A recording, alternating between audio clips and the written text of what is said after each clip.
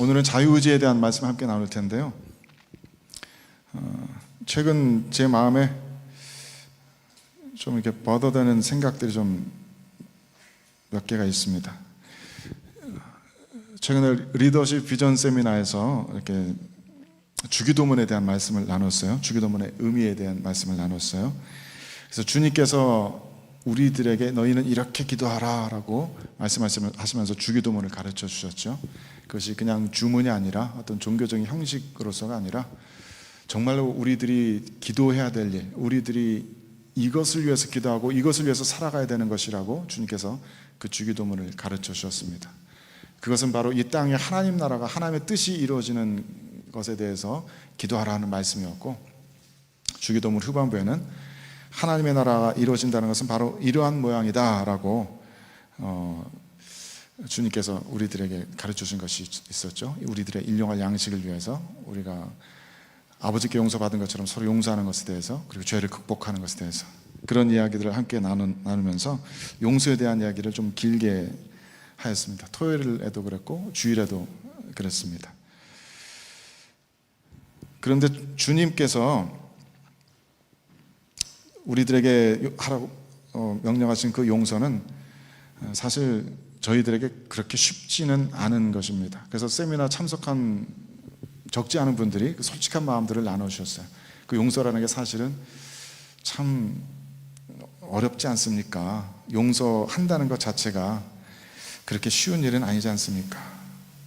죄송합니다. 소리가 좀 울려가지고. 마음으로는 용서가 되지만, 마음으로는 용서가 안 되지만 겉으로 이렇게 용서하는 것처럼 이렇게 살아가는 일들도 있고, 또 용서하려고 애를 쓰면 쓸수록 오히려 미움이 더 크게 생겨나기도 하고, 그래서 용서라는 것이 하나님 말씀처럼 주님께서 우리들에게 70번씩 7번이라도 용서하라고 말씀하시지만 그게 하나님의 말씀처럼 그렇게 쉽게 되지는 않는다, 이런 마음을 정직하게 나눠주셨어요. 그래서 그렇게 솔직하게 나눠주신 분들에게 너무 감사드리고, 다른 모든 분들도 그런 생각에 동의하실 거라고 생각해요.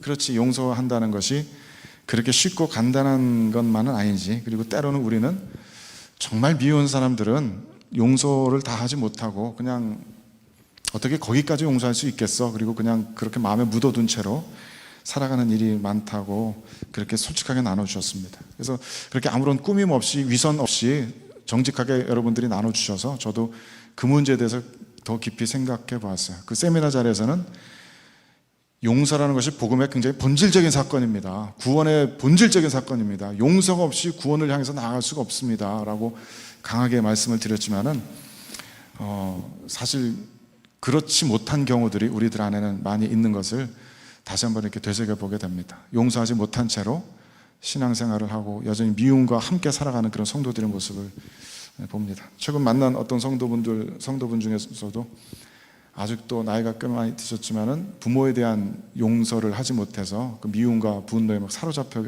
계신 분도 계셨고, 가족들에 대해서, 이웃 성도에 대해서 그 미움과 함께 살아가는 그런 모습을 볼 수가 있었습니다. 그래서 그 문제를 정말 진지하게 다시 한번 생각해 보게 됐어요. 세미나 때 제가 가르친 것처럼 정말 용서해야 하는가? 그리고 그것이 정말 가능한가? 그런데 아무리 생각해 보아도 우리가 그 미움이라는 죄를 극복하지 못한다면, 미움이라는 죄조차 극복하지 못한다면 어떻게 우리가 구원받았다라고 이야기할 수 있을까? 저는 그럴 수 있을 것 같지가 않아요. 구원받았습니다, 구원 가운데 있습니다 라고 말하려면은 우리들의 영혼을 갉아먹는, 우리들의 영혼을 오염시키고 우리들의 영혼의 힘을 빼앗는 그 미움으로부터 해방되는 것이 가장 첫 번째입니다. 그 미움이 하나님과 우리 사이를 갈라놓았고, 그 미움이 우리 서로를 갈라놓고 가족 사이를 갈라놓고 교회를 갈라놓습니다. 미움이 극복되지 않고는 우리 인류는 절대 구원까지 나아가지 못할 겁니다.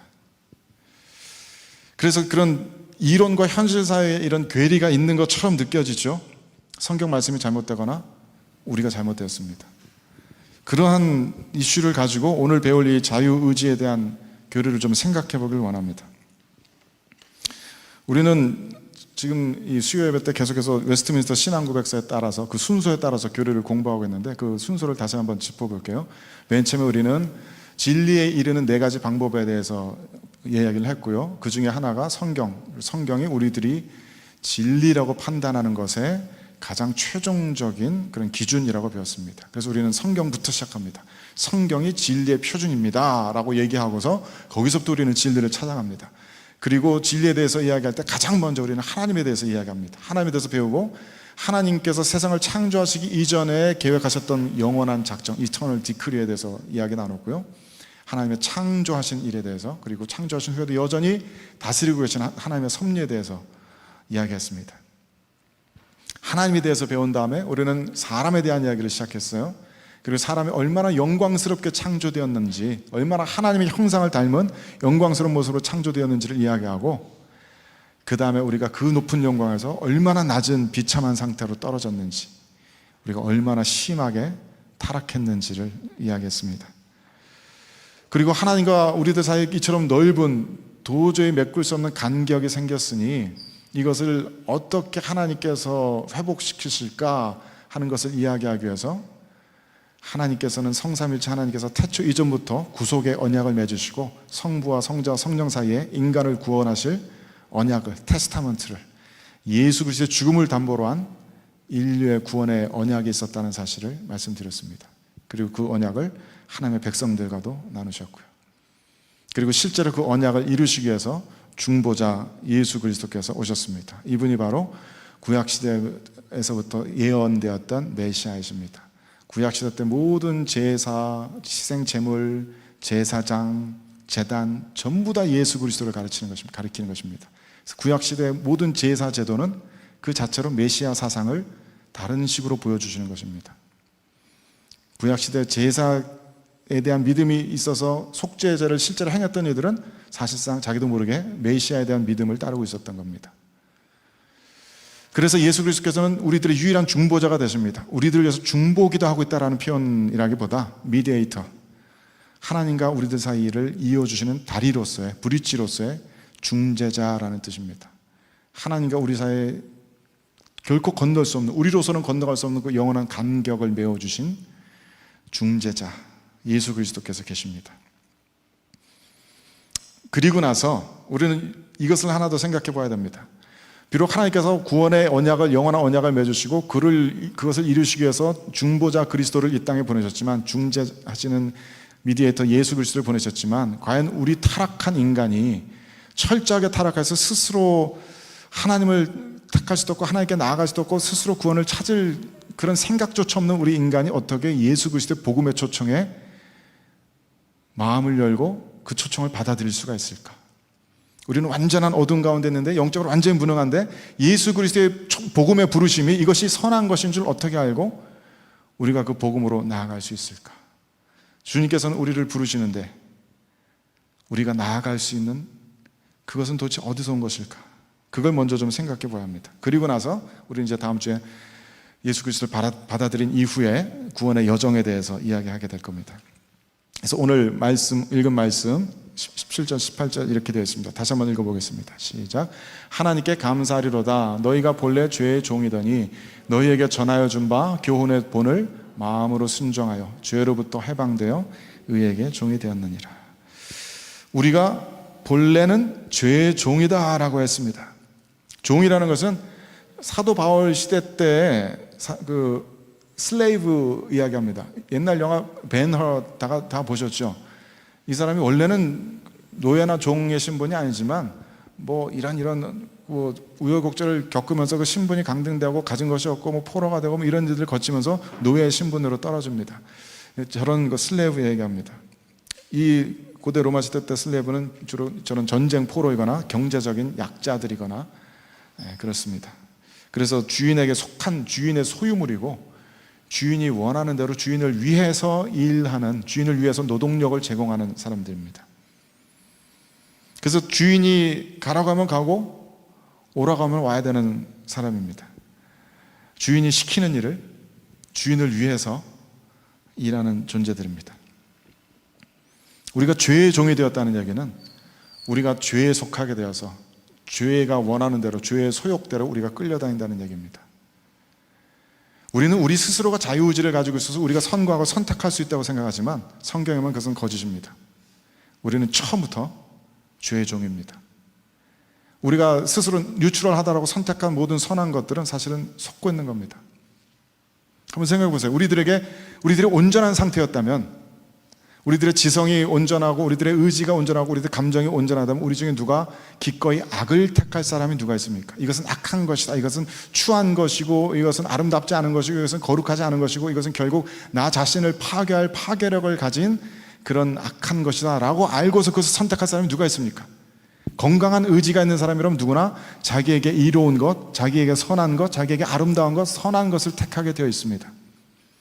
그래서 최초의 인간은 자유롭게 선과 악을 택할 수 있는 그런 능력이 주어졌었지만은 사탄이 우리를 속였죠. 선악과의 나무 열매를 따먹어라, 그러면 너희들의 눈이 밝아져서 하나님과 같이 될 것이고, 너희 또 열매는 보기에 아름답기도 하고, 그런 식으로 우리를 속였습니다. 그래서 우리는 그것이, 하나님을 배신하는 것이 선한 것인 줄 알고 그것을 택했습니다. 우리는 속았습니다. 그 이후로는 계속 죄의 종으로 모든 인류가 태어나고 살아가고 죽는 것입니다. 우리가 생각하는 모든 것들은 악한 쪽으로 기울어질 수밖에 없게 됩니다. 그래서 우리 어린 아이들이, 청소년들이 머리로는 이제 게임 그만해야 돼 라는 걸 알고 있지만, 이제 시험 공부해야 돼, 엄마 계속하면 엄마한테 혼날 거야, 알고 있지만 그게 잘 안 돼요. 게임을 그만둘 의지가 생겨나질 않아요. 술이나 담배나 마약이나 마찬가지입니다. 끊어야 된다고 머리로는 알지만 마음이 움직이질 않아요. 의지가 고장났어요. 그걸 하고 싶지가 않아요. 관계가 깨어져서 머리로는 그 사람을 미워하지 말아야 된다고, 용서해야 된다는 걸 알아요. 설교 말씀 듣고 성경 말씀 보면 그래, 용서해야지 알아요. 근데 그게 안 돼요. 의지가 움직이질 않아요. 용서하고 싶지가 않아요. 그래서 우리 의지는 결코 자유롭지 않습니다. 우리 의지는 죄의 종입니다. 우리 의지는 죄된 쪽으로 기울어지게 되어 있습니다. 우리의 의지가 죄로 오염된 것입니다. 훼손된 것입니다. 고장났습니다. 이것을 가리켜서 어거스틴은 죄성이 유전된 것이다. Inherited sinfulness. 아담의 그 sinfulness, 우리들에게 유전되었기 때문에 그런 것이다라고 하고, 루터는 이 똑같은 이야기를 Bondage of the will, 의지가 죄의 노예 상태가 되었다라고 이야기합니다. 칼빈은 이것을 손상되고 부패한 의지라고 표현하고, 조나단 에드워즈는 제가 자주 사용하는 표현처럼 악으로 기울어지는 경향성을 가지고 있습니다. 초대교회부터 쭉 우리는 계속 이것을 고백해 왔습니다. 우리들의 의지는 손상되었다, 오염되었다. 그래서 웨스트민스터 신앙고백서 9장 3항에 이렇게 되어 있습니다. 같이 읽어보겠습니다. 시작. 사람이 죄의 상태로 떨어짐으로 구원에 수반하는 모든 영적 선에 대한 의지의 능력을 전적으로 다 잃어버렸기 때문에 본성적 사람은 그 선을 전혀 싫어하며 죄 안에 죽어 있어서 자신의 힘으로 자신을 회개시키거나 회개하도록 준비시킬 수 없다.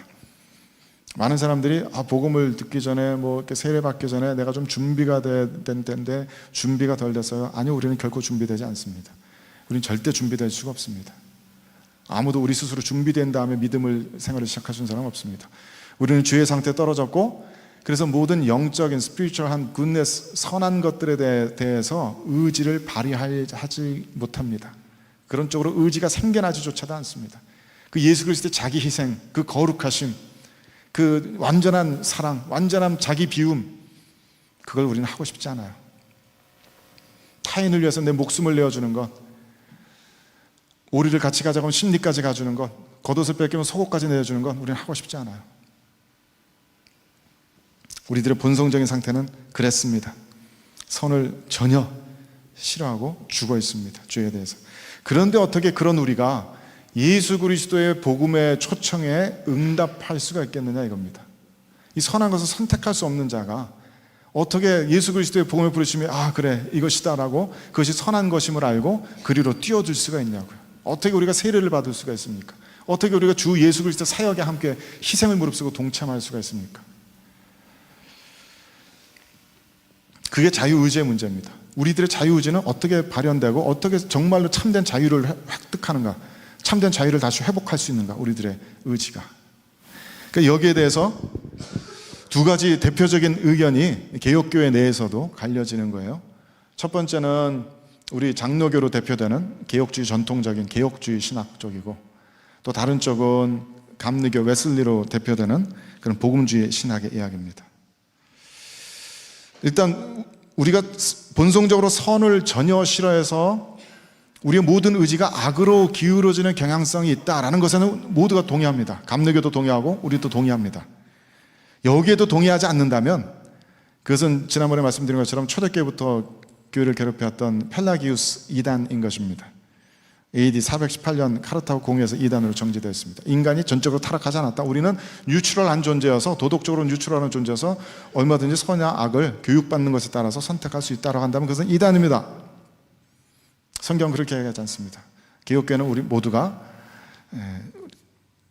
이 악을 택할 수밖에 없다는 그런 것에 동의합니다. 그리고서 감리교로 대표되는 웨슬리안 주의자들은 하나님께서 우리를 도우시기 때문에 인간이 하나님의 도우심을 받아서 선한 것을 택할 수 있다라고 이야기합니다. 그런 하나님의 도우심을 가리켜서 선행은혜라고 합니다. Prevenient Grace. 하나님께서 성도를 부르시고 성도들에게 구원의 은혜를 주시기 전에, 구원을 베푸시기 전에 베푸시는 은혜. 그런데 이 은혜는 이 감리교 웨슬리안들에 의하면 결정적인 것이 아닙니다. 즉 인간이 도움을 받는 것뿐입니다. 하나님의 도우심을 받습니다. 이런 복음의 초청의 말씀을 듣고 설교를 듣고 교회를 통해서 기도를 받고 선한 이런 것들은 영향력 가운데 있어가지고 도우심을 받습니다. 그래서 그 도우심 가운데 성령의 영향력 아래 있어서 그 다음에 최종적인 결정은 인간이 해야 한다. 이것이 감리교 쪽. 그래서 인간의 책임을 강조하는 쪽이 되는 거죠. 그래서 지난번 주일 설교 때도 말씀드린 것 같이 찰스 피니, 이 사람 기억나시나요? 그 복음주의의 부흥운동의 아버지, 한국에서는 보수적인 분들에게는 이단 중의 괴수 이렇게 갈라지는 그런 사람이라 그랬죠. 지금의 부흥 집회를 만든 사람이라고 그랬습니다. 그래서 이분이 가르쳤어요. 열심히 기도해라. 열심히 기도해서 회개에 이를 때까지 기도해라. 회개의 은혜가 부어질 때까지 기도해라.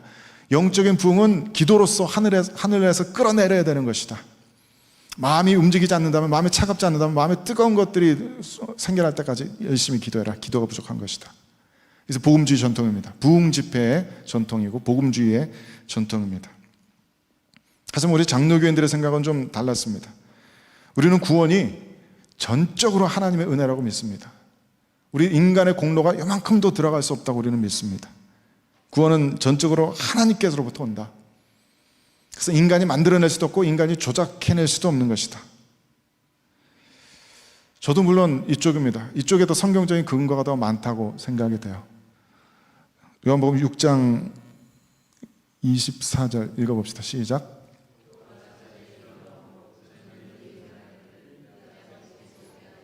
안했으면 누구든지 내게 올 수 없다 하였노라 하시니라. 여기 TV 앞에 좀 봐주시겠어요? 꺼졌는데. 예, 아버지 하나님께서 우리들의 죄된 의지를 말하자면 오버라이드 하십니다. 우리들의 의지를 꺾으시고 강권적으로 우리들에게 역사하십니다. 우리들은 죄된 우리 인간들은 하나님께 마음을 열지 못하고 그냥 닫혀져 있는데, 어둠 속에 있기를 원하는데 하나님께서 강권적인 은혜로 우리들의 마음을 변화시킵니다. 그래서 하나님 아버지께서 예수 그리스도께 나아가게 하여 주시기 때문에 사람이 예수 그리스도께 나아갈 수가 있게 된다. 그게 예수님께서 가르쳐 주신 말씀입니다. 이 얘기가 예수님께서 가룟 유다가 배신할 것을 이미 알고 계시다라고 그런 거 얘기하시면서 가룟 유다가 자기 힘으로 나한테 올 수가 없다. 아버지 하나님께서 미리 정해 주시고 은혜를 주신 그 사람들만 올 수 있지 가룟 유다에게 하나님의 은혜가 안 미친 것이다 라고 이야기해 준 거예요. 또 디모데후서 2장 25절 말씀 읽어봅시다. 시작. 거역하는 자를 온유함으로 징계할지니 혹 하나님이 저희에게 회개함을 주사 진리를 알게 하실까 하며. 회개하게 하시는 것이 누구라고요? 하나님이 저희에게 회개함을 주신다. 우리들의 힘으로는 회개가 불가능하다. 그냥 뭐 종교적으로 형식적으로 겉모양으로는 회개할 수 있겠죠. 잘못했습니다, 제가 죄인이다라고 얘기할 수 있겠지만은 정말 가슴을 찢으면서 눈물 흘리면서 나의 삶의 방향이 완전히 뒤바뀌어지는 그러한 회개의 체험은 하나님께서 주시는 것이다. 요한 1서 5장 4절에서도 이렇게 이야기합니다. 시작. 예수께서 그리스도심을 믿는 자마다 하나님께로서 난 자니 또한 내신 이를 사랑하는 자마다 그에게서 난 자를 사랑하느니라. 예수 그리스도를 그리스도로 고백하는 우리 모두들은 하나님께로부터 난 사람들입니다. 우리는 하나님께로부터 난 사람들입니다. 사람의 교육에 의해서 종교적인 어떤 훈련에서 우리가 생겨난 것이 아닙니다. 하나님께서 우리를 이렇게 만드셨습니다. 하나님께서 우리를 이렇게 인도해 내셨습니다. 우리 안에 있는 믿음은 그것이 얼마나 크건 작건 간에 우리 스스로 만들어낼 수 없는 성질의 것입니다. 하나님께서 선물로 주시는 것입니다. 하나님의 은혜 없이는 우리는 정말로 아무것도 아닙니다. 처음부터 끝까지 하나님의 은혜 없이는 아무것도 아닙니다. 그래서 존 스튜어트 목사님은 이렇게 이야기했습니다. 하나님의 은혜는 우리의 죄를 용서해 주실 뿐만 아니라 우리가 죄 짓는 것으로부터도 구원해 주신다. 우리들의 죄성을 이겨낼 수 있도록 하시는 것도 하나님의 은혜다.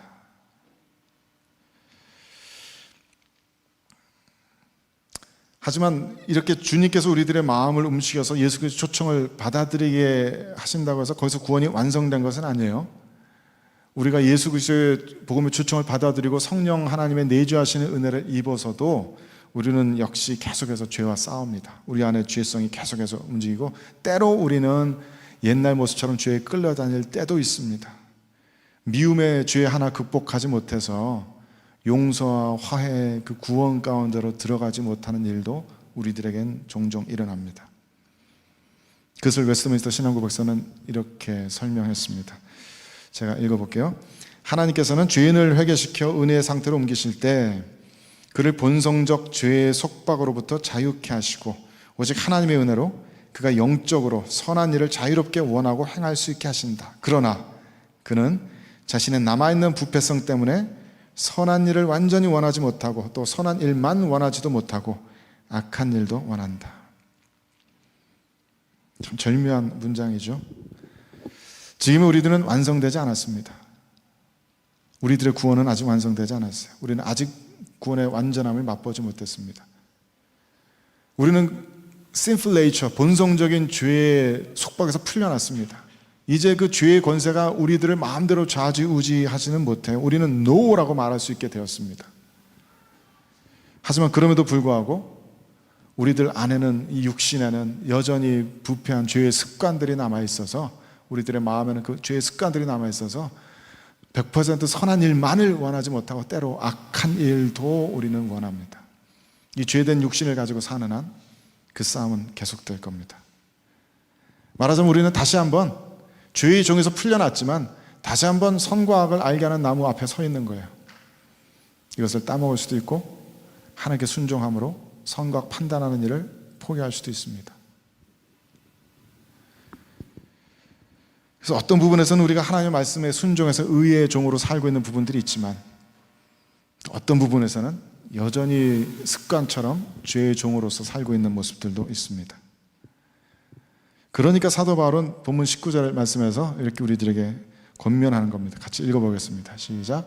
너희 육신이 연약함으로 내가 사람의 이해대로 말하노니 전에 너희가 너희 지체를 부정과 불법에 내주어 불법에 이른 것 같이 이제는 너희 지체를 의에게 종으로 내주어 거룩함에 이르라.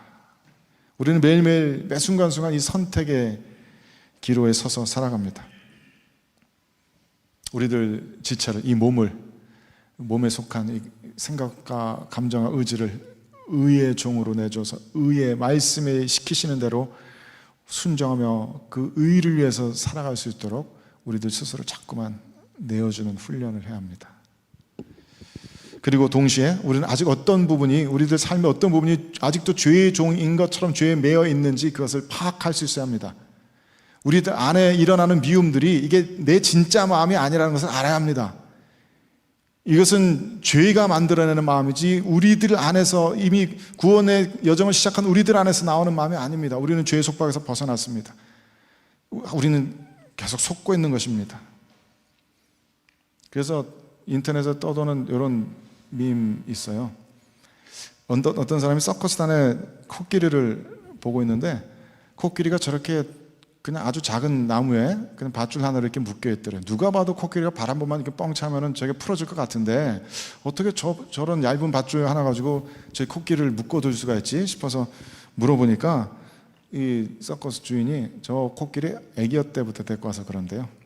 아기 때 데리고 와가지고 저 밧줄에다 저 나무에다 그대로 묶어 놓으니까 아기 때는 당연히 이거를 풀어주지 못하니까 거기 묶여 있었는데 코끼리가 점점 크고 난 다음에도 이것만 채우기만 하면은 자기는 여기를 떠날 수 없을 줄 알고 계속 거기에 그냥 묶여 있는 거랍니다. 우리들의 옛사람의 습성들도 그런 겁니다. 죄의 속박은 이미 깨어졌습니다. 죄는 우리를 더 이상 명령할 수가 없습니다. 우리는 NO라고 말할 수 있습니다. 우리는 우리가 원할 때 기뻐할 수 있고, 우리는 우리가 원할 때 용서할 수 있습니다. 우리는 우리가 원할 때 사랑할 수 있고, 우리는 우리가 원할 때 거룩한 삶을 살 수가 있습니다. 다만 우리가 속고 있는 겁니다. 그게 안 되는 것처럼, 그 용서까지 우리가 나아갈 수 없는 것처럼, 그 거룩함까지 우리가 나아갈 수 없는 것처럼, 저거는 우리 인간으로서 너무 힘든 일 아닌가라고 생각하게끔 우리가 속고 있는 겁니다. 그래서 죄의 권세가 우리들에게 지금 할 수 있는 일이라고는 거짓말뿐입니다. 우리를 속이는 것뿐입니다. 너는 결코 이 죄를 극복하지 못할 거라고, 너는 결코 저 사람을 용서하지 못할 거라고, 너는 결코 저 사람 사랑하지 못할 거라고, 너희 공동체는 절대 하나 될 수 없을 거라고.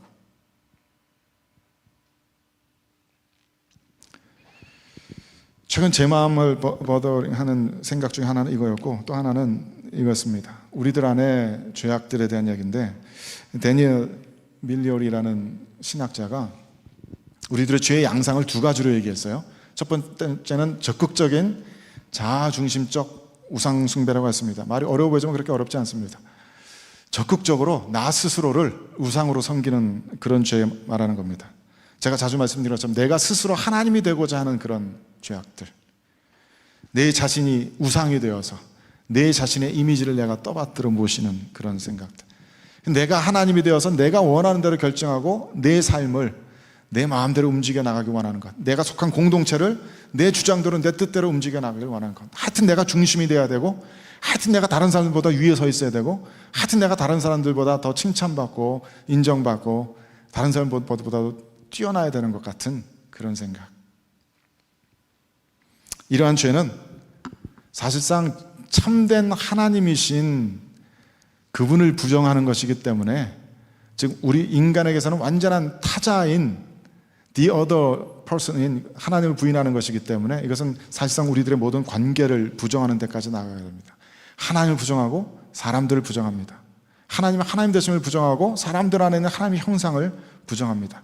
그래야 내가 하나님 될 수 있으니까요. 그래야 내가 중심이 될 수 있고 내가 내 마음대로 살아갈 수가 있으니까요.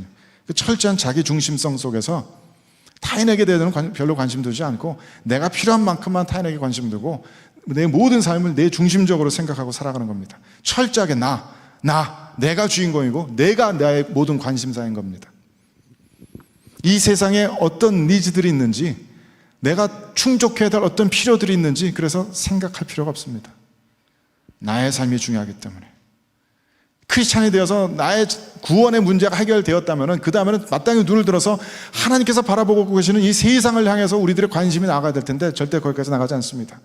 내가 천당 갈까? 그게 궁금합니다. 내가 용서받았을까? 그게 궁금합니다.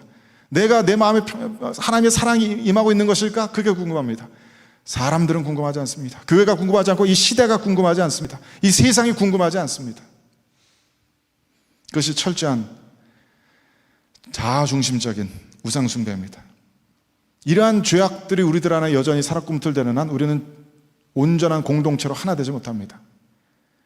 전부 하나님인 사람들이 모여서 자기들만의 공동체를 자기 뜻대로 이루고자 하는데 그게 어떻게 하나의 공동체로 연합될 수가 있겠습니까? 계속해서 분열되고 깨집니다. 내 의견이 받아들여지지 않으면 이 공동체는 나쁜 공동체인 겁니다. 내 중심적으로 돌아가지 않으면, 내 의견을 받아주지 않으면 그 사람은 나쁜 사람인 겁니다. 어리석은 사람인 겁니다. 하지만 이것 말고 또 다른 죄악들이 우리들 안에 숨어 있습니다. 그것은 완전히 반대해서 완전히 수동적인 타자 중심적인 우상숭배입니다. 이런 죄악에 빠진 사람은 자기를 혐오합니다. 그냥 자기 자신을 겸손하게 부인하는 것을 넘어서서 완전히 자기를 경멸하고 자신을 잃어버립니다. 하나님께서 영광스럽게 지으시고 무한한 잠재적인 가능성을 심어두신 것을 부정합니다. 우리가 얼마나 영광스러운 존재로 완성될 수 있고 구원받을 수 있는지 부인합니다. 그래서 이런 사람들은 마음속에 하나님의 자리에 하나님을 모시지 않고 너무나 쉽게 다른 사람들의 의견을, 세상의 목소리를 내 마음속에 받아들입니다. 하여튼 내 생각은 나는 믿을 수가 없고 내 목소리를 내는 것조차 스스로에게 허용되지 않습니다. 그래서 이러한 이들은 하나님의 대리자로서 우리가 이 세상을 다스려야 한다는, 이 세상을 섬김으로써 다스려야 한다는 그러한 소명에 전혀 반응하지 않습니다. 아무것도 책임지려 하지 않습니다. 아무것도 다스리려고 하지 않습니다. 철저하게 수동적, 사람들이 이끄는 대로, 이 세상이 이끄는 대로 그저 따라가기만 원할 뿐입니다. 말하자면 자신에게 주어지는 책임을, 그 소명을 회피하는 겁니다. 누군가 시키지 않으면 움직이지 않습니다. 누군가 시켜야만 움직입니다. 그래야만 내 행동의 책임을 그 사람에게, 나에게 이런 행동을 시킨 사람에게 돌릴 수 있으니까요. 자신의 행동에 대한 책임지는 것이 너무나 두려운 겁니다. 다른 사람들을 이끌고 가려고 하지 않습니다. 이 세상에 어떤 선한 문화를 창조해낼 수 있다고 믿지 않습니다. 그냥 따라가는 것이 훨씬 쉽고 그게 더 익숙하기 때문입니다. 그래서 지금 우리 교회가 당면하고 있는 과제, 자녀들의 신앙교육에 대해서 책임을 회피합니다. 사회에서 벌어지는 문화 전쟁에 대해서 책임을 회피합니다. 그거는 뭐 리더들이 알아서 할 문제지, 교육자들이 알아서 할 문제지, 정치가들이 알아서 할 문제지. 지배받는 것에 익숙하고 그게 편합니다. 그래서 교회는 자꾸만 수직적인 구조로 돌아가려고 합니다. 제왕적인 카리스마 있는 목사님 한 분이 계시면은 그냥 시키는 대로만 하면 되니까, 마음으로는 불평하지만 그러면서도 시키는 대로만 하면 편하니까, 그럼 모든 책임은 목사님 책임이고 나는 아무것도 책임 안 져도 되니까. 철저하게 수동적인, 타자 중심적인 우상 숭배, 하나님께서 우리를 지으신 그 목적과 의미와 소명을 완전히 상실해버리는 겁니다. 우리는 우리들의 이런 죄악들을 극복할 수 있습니다. 극복해야 합니다. 그것이 우리들의 구원입니다. 한편으로는 나 스스로를 하나님으로 여기면서 내 중심의 세상을 만들어서는 안 됩니다. 자꾸만 그런 특권에서 내려오는 법을 훈련해야 되고, 자신에게 주는 특권을 다른 사람을 위해서 사용하고 다른 사람들에게 양도하는 법을 배워야 합니다. 하지만 동시에 스스로에게 주어진 섬김과 다스림의 소명을 성실하게 감당해야 됩니다. 내가 해야 하는 일들에 대해서 최선을 다해 생각하고 그 일에 대한 책임을 내가 질 수 있어야 합니다. 그게 건강한 인간의 모습 아닙니까? 공동체 내에서 얼마든지 자신의 의견을 가지고 이야기하면서 건강하게 서로 토론하면서, 때로는 굽히고 때로는 주장하면서 서로 함께 의견을 합쳐가면서 같이 공동체가 앞으로 나가는 그런 모습을 우리는 살아낼 수 있어야 하고 그래야 합니다. 그래야 진리를 알지니 진리가 너희를 자유케 하리라 하신 예수님의 말씀이 우리들에게 이루어지는 줄로 믿습니다. 우리는 그러한 교회 구조와 문화를 만들어 갈 겁니다. 그게 우리들의 숙제입니다. 그게 우리들의 신앙이고 그게 우리들의 구원의 여정입니다. 일할 수 있는 책임이 맡겨졌다면 그 영역에서는 각자가 내 영역에서의 왕으로서 예수 그리스도 같이 철저한 섬김으로 일해야 하고, 그 가운데 하나님의 대리자로서 그 영역에서 책임을 질 수 있어야 합니다. 내가 결정하고 내가 책임져야 합니다. 또 공동체는 함께 그 결정들을, 서로의 결정들을 지지하고 또 서포트하면서 그것으로부터 선한 결과가 나올 수 있도록 함께 도와야겠죠. 그런 모든 결정들 가운데 하나님의 뜻이 온전히 드러날 수 있도록 최선을 다해서 함께 기도하고 함께 분별해 줘야 할 것입니다. 그게 건강한 사람들의 모습, 건강한 공동체의 모습 아닙니까? 오늘 본문 6절 22절 말씀 다시 한번 읽어보겠습니다. 시작. 그러나 이제는 너희가 죄로부터 해방되고 하나님께 종이 되어 거룩함에 이르는 열매를 맺었으니 그 마지막은 영생이라. 우리는 이제 죄로부터 해방되었습니다. 믿으시기 바랍니다. 우리는 죄에 우리의 의지를 굴복시킬 필요가 없습니다. 마음 속에서 아무리 죄된 유혹들이, 죄된 욕구들이, 죄의 음성들 들려도 우리는 NO라고 말할 수가 있습니다. 그렇게 말하셔야 합니다. 죄에 굴복하지 마셔야 합니다. 죄에 대항하여서 피 흘리기까지 싸워야 합니다.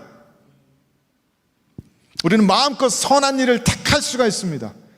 정말 아름다운 것이 무엇인지를 우리는 성경 말씀을 통해서 배웠고, 참된 거룩함이 무엇인지 우리는 배웠습니다. 우리는 그것을 기꺼이 택할 수가 있고 택해야만 합니다. 세상 속에서는 그렇게 선하고 거룩한 것 택하는 사람들 바보라고 놀립니다. 왜 그런 자기 희생적인 삶을 사냐고, 왜 그렇게 이타적인 삶을 사냐고. 우리는 그런 목소리 흔들지 말고 거침없이 이타적인 길을 선택할 수가 있고 그래야 합니다. 그것이 크리스천의 삶입니다. 우리는 우리들의 마음을 우리들이 원하는 대로 만들어갈 수 있습니다. 우리는 기뻐하고 싶을 때 기뻐할 수 있습니다. 감사하고 싶을 때 우리는 감사할 수 있습니다. 슬픔이 닥쳐올 때, 우울이 닥쳐올 때, 자기 연민이 솟아날 때 우리는 그것에 대해서 NO라고 말하면서 다시 감사로, 기쁨으로 회복될 수가 있습니다. 우리 안에 그 모든 행복의 근원이신 하나님이 계시기에 우리 행복의 조건은 밖에 있지 않습니다. 안에 있습니다. 그래서 우리는 이제 죄의 종이 아닙니다. 하나님의 종입니다. 우리는 하나님을 위해서 일하고, 하나님께서 가라고 하시면 가고, 하나님께서 멈추라고 하시는 데서 멈춥니다. 우리는 하나님을 위해서 일하고 하나님의 말씀대로 살아갑니다. 우리는 하나님의 종들입니다. 우리는 하나님의 말씀에 우리들의 의지를 드립니다. 용서하라고 하셨으면 용서합니다. 사랑하라고 하셨기 때문에 사랑합니다. 우리가 그 말씀 판단하지 않습니다. 어떤 말씀 취하고 어떤 말씀 버리지 않습니다. 그저 하나님의 말씀에 순종하려고 애를 씁니다. 그렇게 우리는 거룩함에 이르는 열매를 맺습니다. 우리말로는 저렇게 맺었으니 라고 과거형으로 되어 있는데 왜 그런지 모르겠어요. 원문에는 능동 현재형으로 되어 있습니다. 우리는 그렇게 하나님의 종이 되어서 거룩함에 이르는 열매를 맺게 되어 있는 겁니다. 우리는 거룩함에 이르는 열매를 맺는 사람들입니다. 그게 정상적인 상태입니다. 그 마지막은 영생. 영생이 긴 생명이라는 얘기 아닙니다. 하나님의 차원에 속한 이터널, 하나님의 차원에 속한 생명이라는 얘기입니다.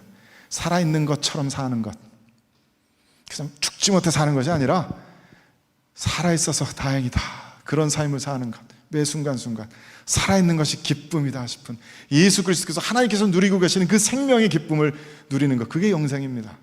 우리들의 영생은 이미 시작되었습니다.